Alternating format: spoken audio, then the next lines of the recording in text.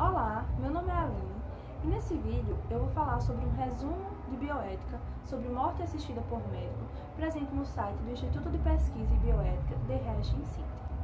A morte assistida por médico, que também pode ser chamada de suicídio assistido por médico, auxílio médico para morrer ou morte precipitada do paciente administrado, consiste na prática de um médico fornecer um medicamento potencialmente letal para um paciente que vai escolher o momento de tomar ou não esse medicamento que vai levá-lo a óbito.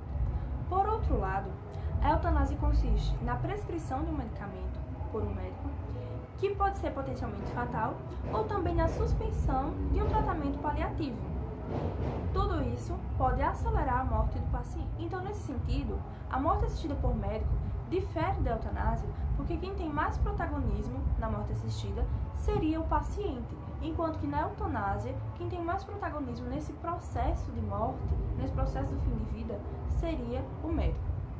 A prática da morte assistida foi legalizada pela primeira vez em Oregon, nos Estados Unidos, em 1995, porém, poucos países possuem legislação sobre o tema, como é o caso da Bélgica, da Holanda, da Suíça, da Alemanha, mas há discussão também na Colômbia e no Uruguai. No Brasil, tanto a morte assistida por médico quanto a eutanásia são práticas proibidas.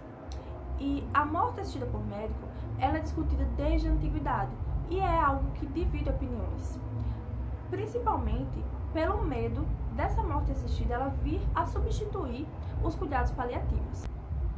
Caso um paciente opte pela morte assistida, o médico deve, acima de tudo, garantir que esse paciente esteja recebendo todos os cuidados paliativos ideais e adequados.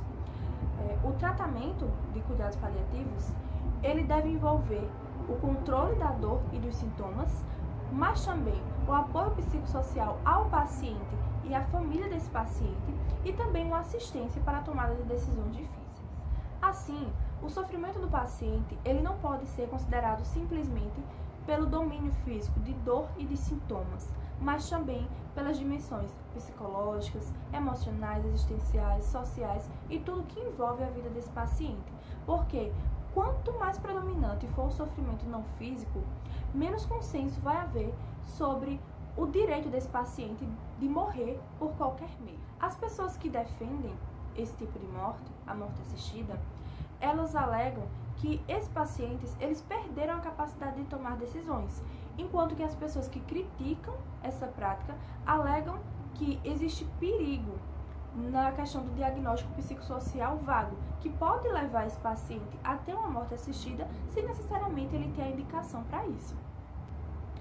Então, os principais argumentos das pessoas que defendem a morte assistida são a autonomia do paciente, que diz respeito a esse paciente ele ter o direito de opinar sobre a sua vida em todas as circunstâncias, inclusive durante a sua morte.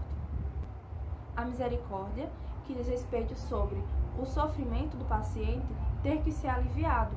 E se os cuidados paliativos não estiverem dando conta disso, o médico pode optar por outro tipo de cuidado, até mesmo a morte, para aliviar a dor do paciente, tudo seria válido nesse momento. E também ao não abandono, que diz respeito ao médico ter que estar presente com o paciente, com a família do paciente, até o final de sua vida, sendo o mais responsivo possível. Os principais argumentos das pessoas que são contra a prática da morte assistida consistem no erro de matar, que falam que matar é errado em qualquer situação, inclusive na situação de morte assistida. Também a integridade do médico, que diz respeito ao juramento que o médico faz ao se formar, de que não vai fazer mal ao paciente.